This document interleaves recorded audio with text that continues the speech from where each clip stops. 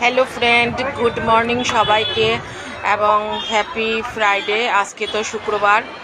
তো দেখো, কালকে তোমরা সবাই জানো, যারা আমার ভিডিও দেখেছো, যে আমি কালকে আমাদের এখানে মাতা ত্রিপুরেশ্বরী মন্দিরে গিয়েছিলাম।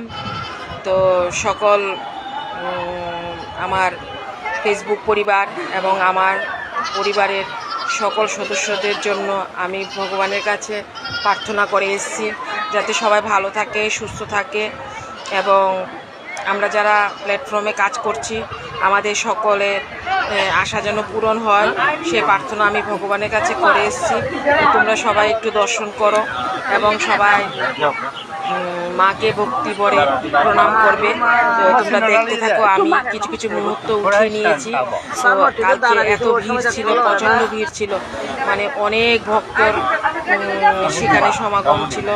তো এবং কালকে আমাদের এখানে তো 3-4 দিন ধরে বৃষ্টি হয়েছিল, তো বৃষ্টির মধ্যেও ভিড় ছিল, কিন্তু কালকে আরও বেশি ভিড় ছিল।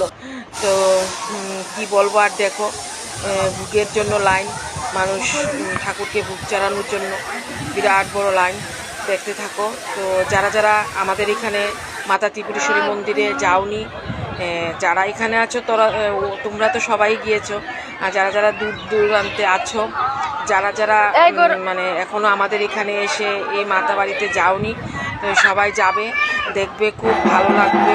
আর মা খুব জাগ্রত, মা সবার কথা শুনে। তো মার অর্থটাই তো এরকম, মা সকল সন্তানের কথাই শুনে এবং বুঝে। তো দেখো, আমি তোমাদের জন্য সেই মুহূর্তগুলো উঠিয়ে নিয়ে এসেছি তোমাদের দেখানোর জন্য। দেখো, অনেক ভক্তরা এখানে বসে সারাদিনের জন্য বসে আছে। তো কারণ মাকে এতটাই ভালোবাসে ওরা। তো আমি কালকে লাইভও করেছিলাম তোমাদের দেখানোর জন্য, যারা যারা যুক্ত হয়েছে ওরা তো দেখতেই পেয়েছো।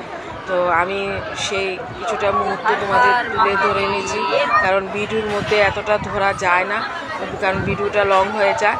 সেই জন্য আমি যতটুকু পেরেছি তোমাদের জন্য উঠিয়ে নিয়ে এসেছি। তো সবাই ভালো থাকবে, সুস্থ থাকবে, মা যেন সবার আশা পূরণ করে, সেই প্রার্থনা করি। তো সবাইকে টাটা। সবাই একবার সবাই বলে যাও, জয় মাতাজি।